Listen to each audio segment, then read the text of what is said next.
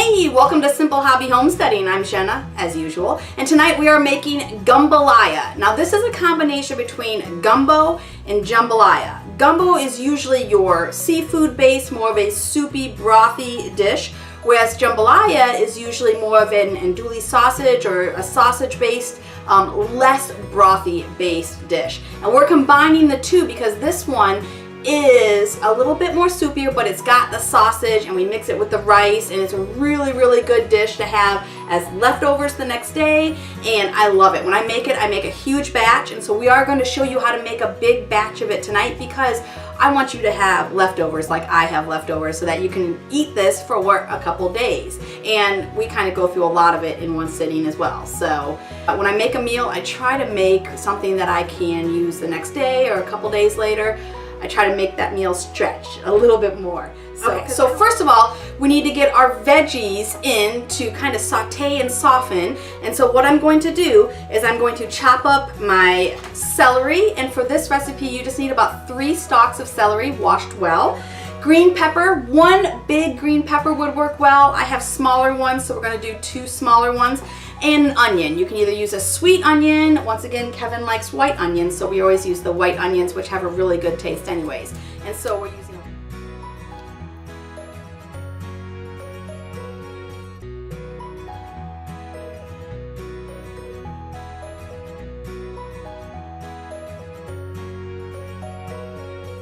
And if these celery stalks are really big, you can always split them down the middle.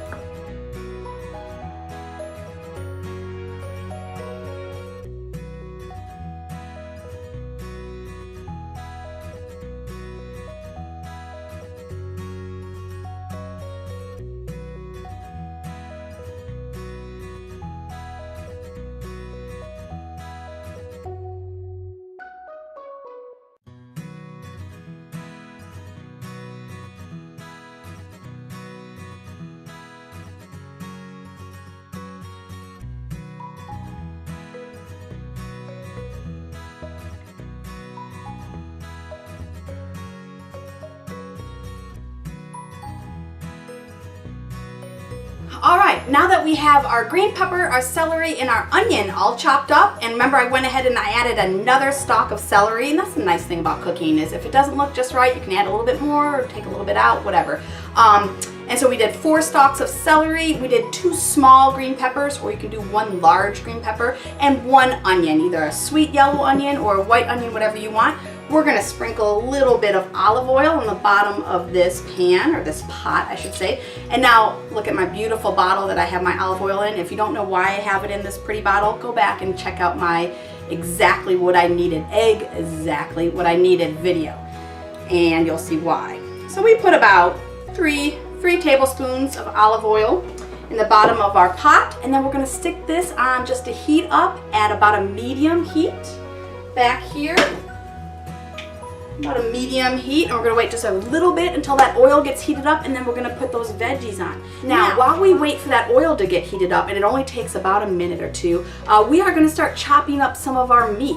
And we're gonna start with the meat that is already cooked, so I don't have to worry about my hands getting all icky to put these veggies in the pot here in a second. Now this recipe is all alpha-gal friendly. Alpha-gal is an allergy that I have, so no mammal in this recipe, which is so nice.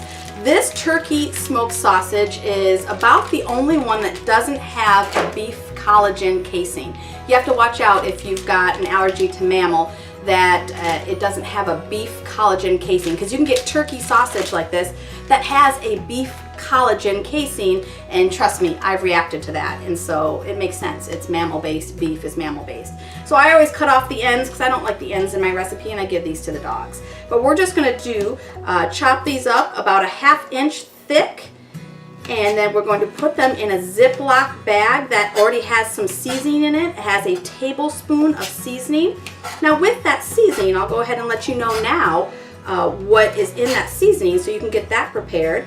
And the nice thing about that seasoning is I make a big batch of it and just keep it in a jar, and so when I need to use it, I have it already right there. And in this seasoning, we put 2.5 tablespoons of paprika, 2 tablespoons of salt, 2 tablespoons of garlic powder. Look, Echo's like, I smell sausage.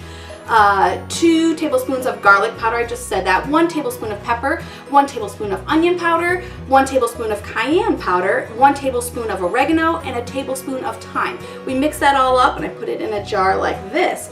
And then, hold on, Echo's waiting so patiently, so we should give her something. Echo, come to bed. Good girl. Echo, sit. Good sit. Good girl. There you go. There's a treat. So I put a tablespoon of that seasoning. After you mix it all up, I put a tablespoon in a gallon Ziploc bag, and I'm just going to throw this sausage in there. And then once I get all the sausage in there that I want, I'm going to shake it up so it all gets coated nicely. Uh-oh, I stuck an end in there. Oh well, someone's going to get a lucky end.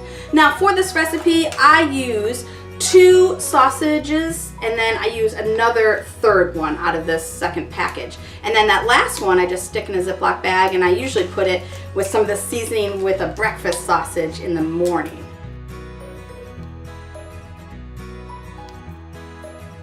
Now the time that it took you to cut up that sausage is about the time it is for that oil to heat up. So we're going to throw these things, these veggies, in our pot. And we're just going to give a little stir. Turn that heat up to medium-high and let them soften up while we cut our chicken. So I use about 3 chicken breasts, 3 large chicken breasts. It's up to you on how much chicken you like in your recipe. But we're going to get another bag that's got a tablespoon of that seasoning in it, so that when we cube up this chicken, we can just stick it right in that bag.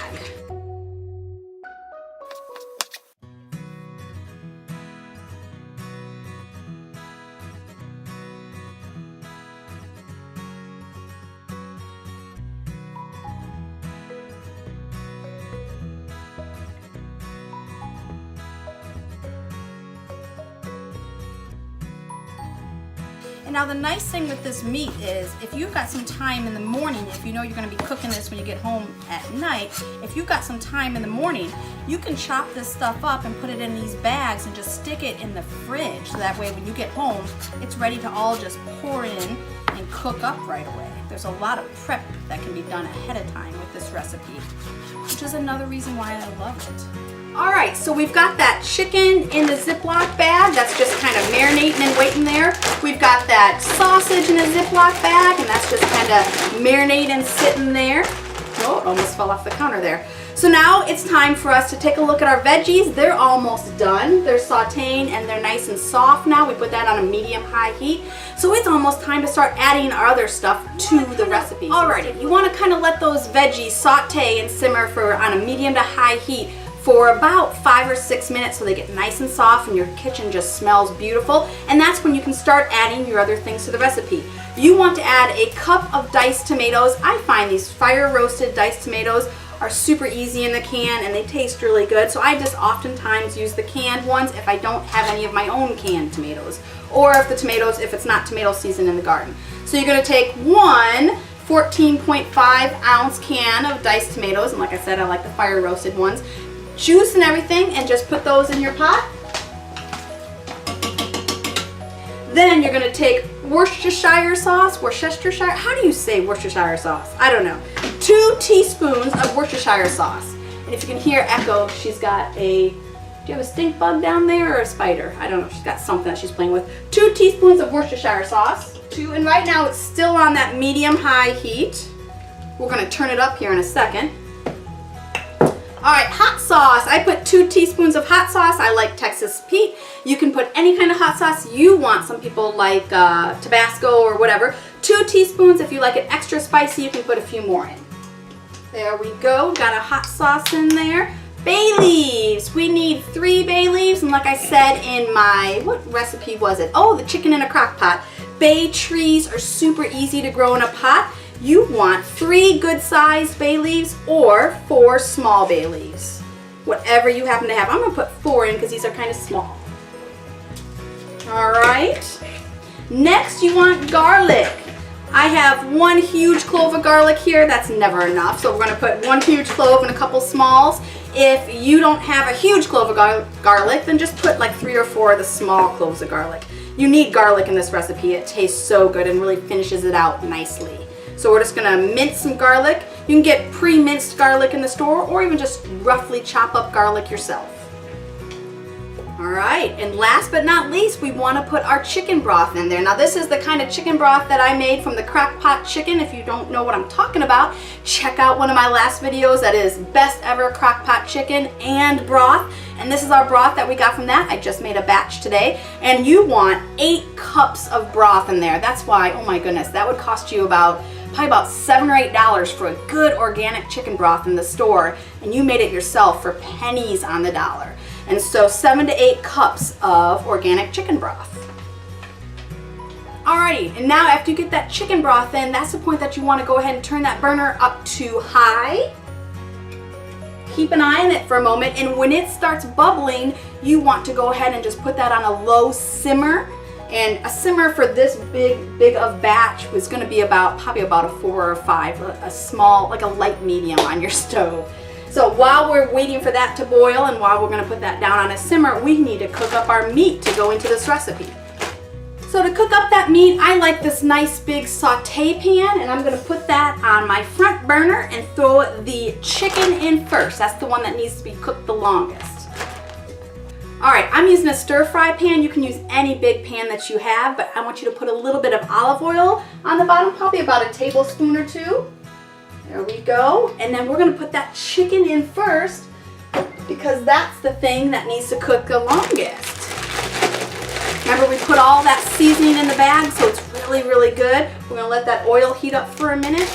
Alright, this recipe also calls for shrimp, and I like to get the bags of 60 to 80 small shrimp. And I actually use only about 1.5 bags. I keep the other half a bag for either shrimp scampi or some other little shrimp dish or something the next day. I like to put them in a Ziploc bag. Once again, I think I have a love infatuation with Ziploc bags. And I use about 1.5 bags. These are the 60 to 80 already peeled and deveined shrimp, peeled, deveined, and tail off. Now, if you get ones that already have the vein in them still, it's that black vein running along the back of the shrimp, and it's actually like their intestinal tract, so you need to go ahead and remove that. And it's just a black line, and you can take like a knife or a fork or something and get in there, and it actually comes out easily, but I'm lazy, and I like to use the bags that already have the tail off and already are deveined. So we put about 1.5 bags in our Ziploc bag. There we go. And once again, we're going to put a tablespoon of our jambalaya seasoning or Gumbalaya seasoning. And just shake those up. And those can hang out while your Gumbalaya is cooking.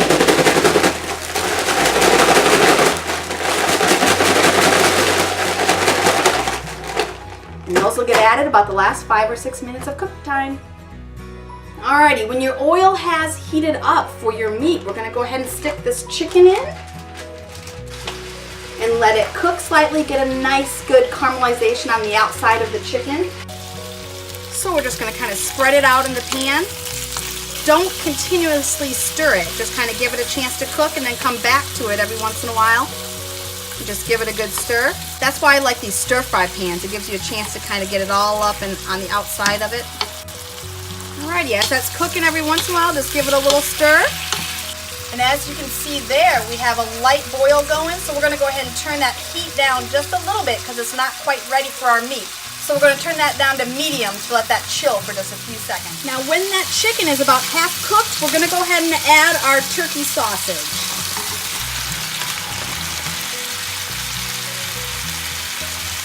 And just give it a good mix.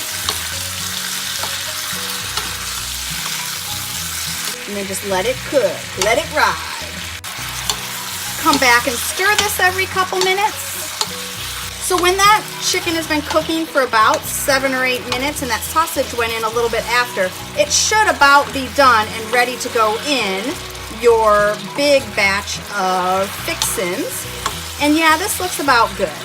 That chicken will continue to cook in your Gumbalaya, so it's not that big a deal.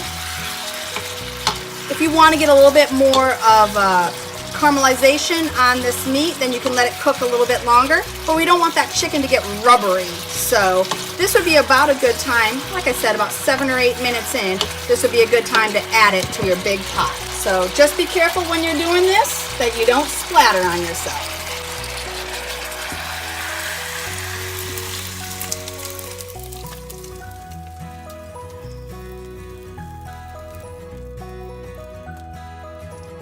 Alrighty, and you want to bring your big pot back up to a boil. All right, after you put that chicken and that sausage in, go ahead and just add another tablespoon of that seasoning and give it a good stir. Oh, it's smelling so good already. So when this bad boy starts boiling like this, we're gonna put the stovetop down to a low, like a 3 or a 4 on my stovetop. We are going to cover it, and we are going to leave it be for 25 minutes. While that's cooking, we have to make some sides. Alrighty, while your Gumbalaya is cooking for that 25 minutes, you're gonna stir it every 5-10 minutes or so, right around in there. But we need to make some side dishes. Tonight we are going to make some rice and some cornbread. The rice that lends itself really nicely to this recipe is a basmati rice or a jasmine rice. They're both very fragrant and they microwave well and they cook on the stovetop really well too. And you can also make, oh, these are really good sides for the Gumbalaya.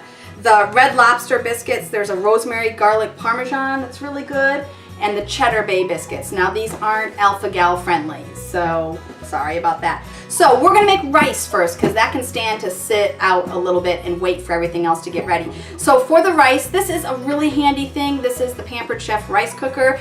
You make rice any way you want. We just put that meat in with the Gumbalaya, and so you have, if you only have a 2-burner stovetop, you have a burner free if you do your rice on top of the stove. If you have another way to do it in the microwave, that's fine too. This rice cooker does it perfect in the microwave. So I simply put 2 cups of rice in here with 3.5 cups of water. Give that a little mix up. Put my lid on like this. And then I'm gonna put this in the microwave on regular setting for 7 minutes and on half setting or 50% power for 15 minutes. And that will come out perfectly. It never boils over and it's just wonderful. All right, so are you with me so far? We've got the Gumbalaya cooking on the stovetop. We've got the rice cooking in the microwave. Now it's time to use our oven. I want you to go ahead and preheat your oven for 400 degrees if you're using your Jiffy mix, cornbread mix. And we're gonna get this mixed up. It's so good and so easy. Now, if you're gonna do Jiffy cornbread muffins, there's a couple different options. You can do the classic or you can do the vegetarian. The vegetarian, you're gonna use almond milk or coconut milk or whatever milk substitute you use. There's some options here that they tell you too on the back. Egg substitutes, if you wanna make it vegan, egg substitutes are banana, mashed soy flour, flaxseed, and milk substitutes, they have soy milk or almond milk. So I'm gonna make a batch of these separately for me, but I'm gonna show you how to make just the regular classic ones because the general population is not allergic to mammal like I am. So making cornbread muffins is pretty self-explanatory. I'm gonna make a double batch. You just put 2 boxes of Jiffy into the bowl, 2/3 cup of water because we doubled it. We're gonna put 2 eggs in. A quick tip with eggs, do not crack them on the side of the bowl. That makes it harder for the shell. Just crack them on a flat surface. And then just put your finger in there. It comes right out with no shell. If you crack on the side of the bowl, I always get shell. We're just gonna give this a little stir. Do not over stir, it still will be lumpy and that's okay. Kind of mush along the sides more than anything. Thank you to my chickens for the fresh eggs laid today. And now a key to good cornbread muffins is letting this sit for 3 or 4 minutes before you spoon them into the muffin cups. Now as you can see, this batter is still just a little bit lumpy. It's been sitting for a couple minutes. So now we're gonna spoon this in about 2/3 of the way full.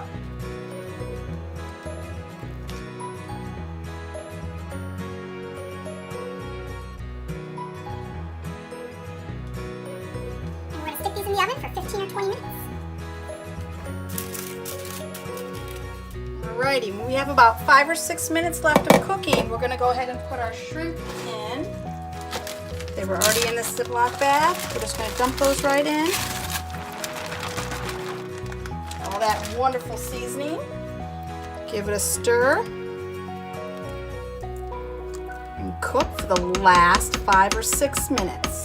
And go ahead and bump that heat up to a medium or a medium high until it starts bubbling again and boiling, and then you can bring it down to a simmer for the remaining amount of time. And it's very, very forgiving. If you forget to put the shrimp in and you have to cook it for 30 minutes, that's fine. Whew. All right, we've got our Gumbalaya on the stovetop, and that's got about 5 or 10 minutes more to cook. We've got our rice in the microwave, and that's got a couple minutes left to cook. We've got our cornbread muffins in the oven, and those were just put in, so those have about 15 or 20 minutes to cook yet at a 400 degree oven. And so the nice thing is our rice can sit a bit. It doesn't hurt to sit a bit covered. Our Gumbalaya can simmer a little bit longer. That's not a big deal. But we want those cornbread muffins, we want those to be fresh. That's why that's the last thing we do. So this house is going to start smelling amazing. In about 2 seconds, my sons are going to start coming in asking when dinner is going to be ready because it smells delicious. With this recipe, we cook the rice separately and we don't combine it until we're ready to serve. So when we save this Gumbalaya, we save it in the fridge without it combined with the rice. When I first started making it, I would put the rice with the Gumbalaya as it was cooking, and then the next day it was just like sloppy mush because that rice soaked up all that moisture in the fridge overnight. So we keep the Gumbalaya separate from the rice when it's in the fridge for leftovers and things like that, and we just make either fresh batches of rice or we save the rice in a separate container in the fridge. That way it's easier to put together the next day. But I recommend you not save for leftovers the rice with the Gumbalaya in the same container. It'll turn into like a mushy mess and it's nasty.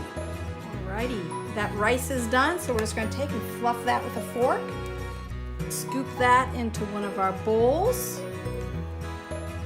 And then get ready to get that Gumbalaya on top. Alrighty, after those shrimp have cooked for 5 or 6 minutes, it is ready and oh, it smells delicious. We've got our rice in there and you can choose however much broth you want to put in. Oh, it looks so good. Like a little extra broth. Here on my sausage. I got a lot of shrimp.